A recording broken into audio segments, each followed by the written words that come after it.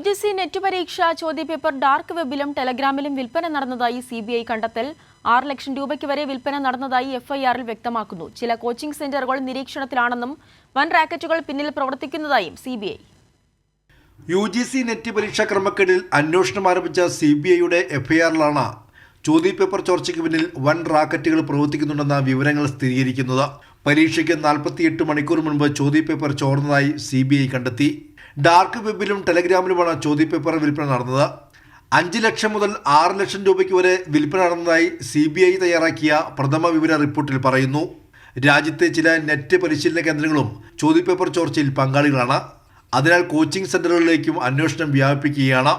അതേസമയം തന്നെ ചോദ്യപേപ്പർ ചോർച്ചയിൽ ചിലർക്കെതിരെ കേസെടുത്തതായും FIRലുണ്ട്. ഗൂഢാലോചന, വഞ്ചന, അനധികൃത കൈമാറ്റം എന്നീ വകുപ്പുകൾ പ്രകാരമാണ് കേസെടുത്തിരിക്കുന്നത്. എന്നാൽ ഇവരുടെ പേരുവിവരങ്ങൾ വെളിപ്പെടുത്തിയിട്ടില്ല.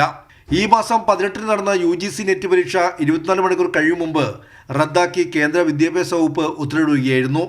പരീക്ഷയിൽ ക്രമക്കേട് നടന്നുവെന്ന സൈബർ സുരക്ഷാ വിഭാഗത്തിന്റെ റിപ്പോർട്ടിന്റെ അടിസ്ഥാനത്തിലായിരുന്നു നടപടി. പിന്നാലെയാണ് ഉന്നത വിദ്യാഭ്യാസ മന്ത്രാലയം സെക്രട്ടറി K. സഞ്ജയ് മൂർത്തിയുടെ പരാതിയിൽ CBI അന്വേഷണം ആരംഭിച്ചത്. കൈരളി ന്യൂസ്, ദില്ലി.